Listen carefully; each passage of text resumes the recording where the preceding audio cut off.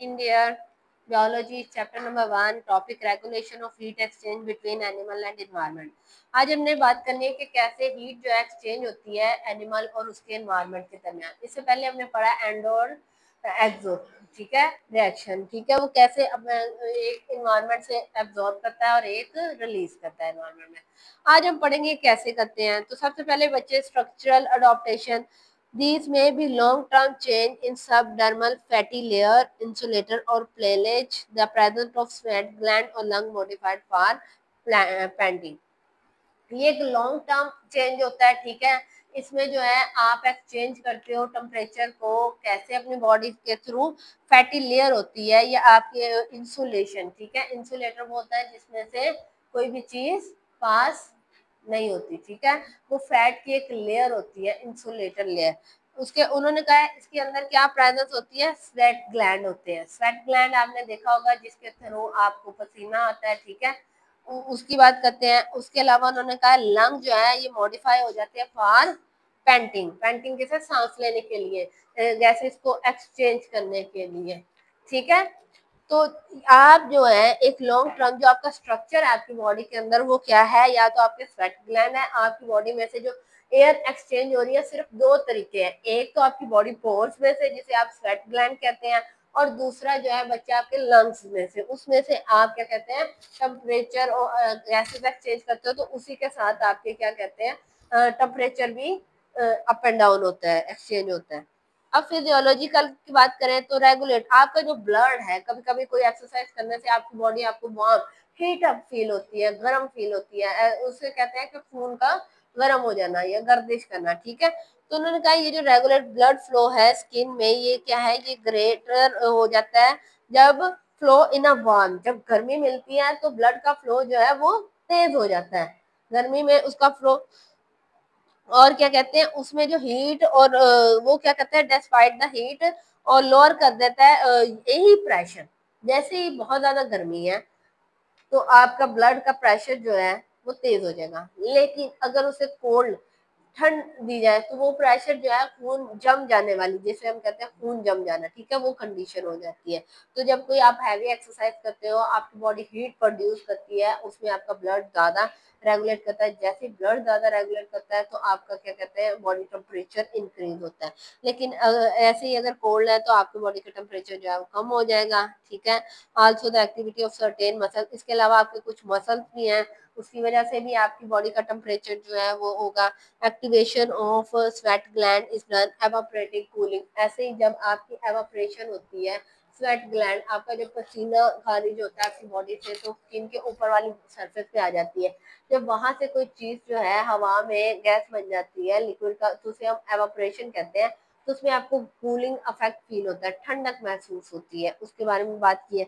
अब बिहेवियर की बात करें तो these include moving of animal, जो एनिमल जो है वो अपने एनवायरनमेंट में मूव करते हैं, where heat exchange between in ground move burrow into a body heat and leisure. Okay, सबसे पहले उन्होंने कहा है कि आपकी बॉडी के अंदर कुछ स्ट्रक्चर है जो आपकी हीट को करते हैं, फिर आपका फिजियोलॉजिकल आपकी फिजिक के बारे में कहा है कि ब्लड का तेज होना, हीट मिलना। अब उन्होंने कहा है कि कुछ एनिमल्स ऐसे होते हैं जो जैसे ही उन्हें हीट, अगर वो क्या कहते हैं ठंडी जगह पे रहने वाले हैं तो गर्मी आने पे वो ठंडी जगह पे खुद को सेव कर लेते हैं, जैसे कि आप लीजर्ड की एग्जांपल दी गई है यहाँ पे कि जैसे ही क्या कहते हैं गर्मी ठंड आती है तो वो अपने आप को छुपा लेती है, किसी जगह जाके छुप जाती है, लेकिन सन सूरज के निकलते ही वो क्या कहती है bask in sun to gain heat, वापस हीट हासिल करने के लिए दोबारा गर्मी में निकल आती है। तो ऐसे बहुत सारे एनिमल हैं जो सर्दी आते ही गायब हो जाते हैं, गर्मी आते गायब हो जाते हैं, क्योंकि उनकी बॉडी का टेम्परेचर उन्हें वो चाहिए होता है, वो सरवाइव नहीं कर पाते ना, वो बहुत ज्यादा गर्मी में सरवाइव कर पाते हैं कुछ, और कुछ ऐसे होते हैं जैसे कि बर्फानी रीछ, तो उसे ठंडी जगह ही चाहिए होती है रहने के लिए, वो गर्म जगह पे सरवाइव नहीं कर पाएगा, ऐसे ही लिजर्ड की भी है।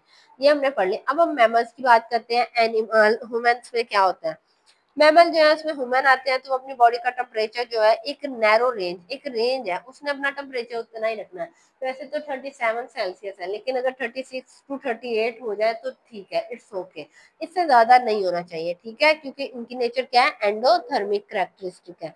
एंडोथर्मिक इनका जो ओरिजिन है बर्ड और मैमल, ये प्रोवाइड करते हैं opportunity to keep high metabolism rate and availability of energy round the clock, have great ability to adaptation. इनमें ये एबिलिटी होती है तो कि अपने आप को इन्वायरमेंट के अकॉर्डिंग चेंज कर लेते हैं। जैसे एक इंसान है, वो सिर्फ ऐसा नहीं है कि वो सिर्फ एक ही इन्वायरमेंट में सर्वाइव कर पाता है। हाँ, जब उसका इन्वायरमेंट चेंज होता है तो उसकी बॉडी पे थोड़ा इफेक्ट शो होता है, ठीक है, लेकिन एक टाइम आता है कि वो सरवाइव कर लेता है, उसकी बॉडी जो है वो उसके अकॉर्डिंग हो जाती है, उसकी बॉडी को भी उस चीज की आदत हो जाती है, तो वो गर्मी में भी इंसान सरवाइव कर सकता है और बहुत ज्यादा सर्दी में भी कर सकता है। उनका कहना है ये जो रेगुलेटरी मेटाबॉलिक जो है, मेटाबॉलिज्म का रेट ऑफ मेटाबॉलिज्म को रेगुलेट करता है, वो हीट की प्रोडक्शन करता है और उससे बैलेंस करता है रेट ऑफ, क्या मतलब उसने हीट को गेन करना है या लॉस करना है अपने सराउंडिंग से। क्यों जरूरी है एक मैमल के लिए? उसकी मेटाबॉलिक एक्टिविटीज के लिए जरूरी है। ये जो हीट प्रोडक्शन का जो रेट है ये इंक्रीज होगा जैसे ही आपकी मसल की कॉन्ट्रैक्शन, मूवमेंट या शिवरिंग इंक्रीज होगी। इसे शिवरिंग थर्मोजेनेसिस कहते हैं।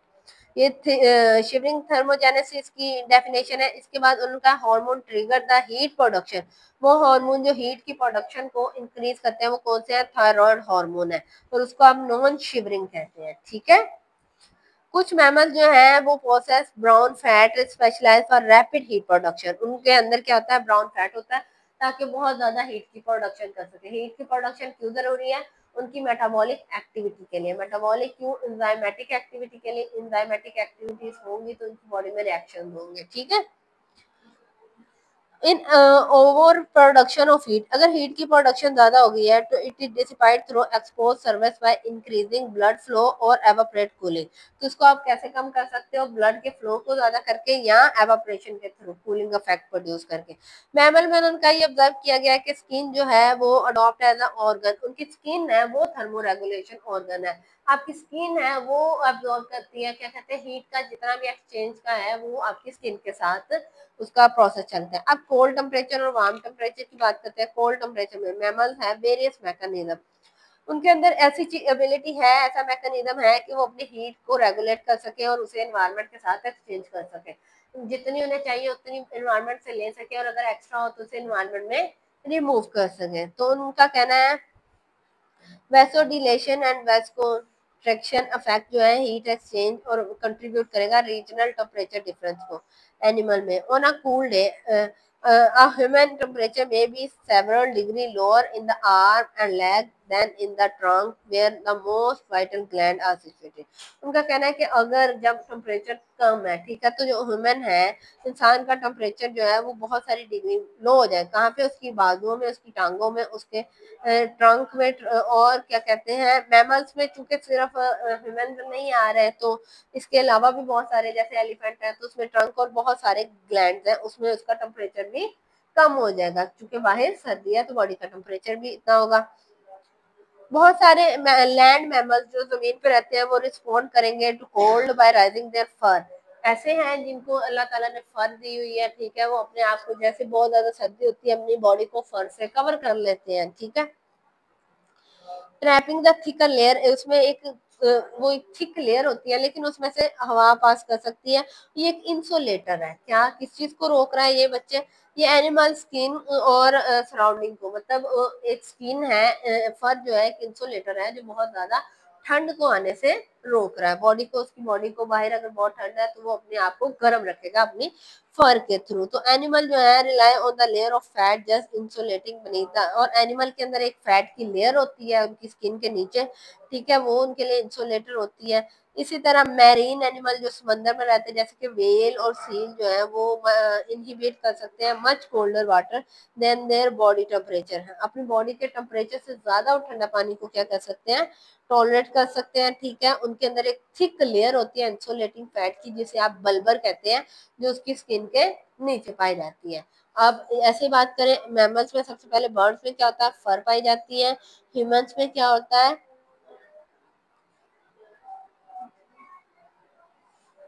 Human mostly rely on the layer of fat just beneath the skin insulating। Human layer का उन्होंने नाम नहीं बताया, जबकि उनका कहना है मैमल्स में क्या कहते हैं उस लेयर को? बबलर कहते हैं, ब्लबर, ठीक है, ब्लबर कहते हैं। अब वार्म टेम्परेचर, कोल्ड टेम्परेचर में ऐसे उन्होंने अपने आप को फर से, एक लेयर से, फैट की लेयर से खुद को प्रोटेक्ट कर लिया। अब टेम्परेचर अगर गर्म हो जाए तो मैरीन एनिमल जो है डिस्पोज ऑफ एक्सेस, वो अपनी बॉडी में से एक्सेस हीट को निकाल देते हैं वार्म सी में by large number of blood vessels in the outer layer, उनके अंदर बहुत ज्यादा।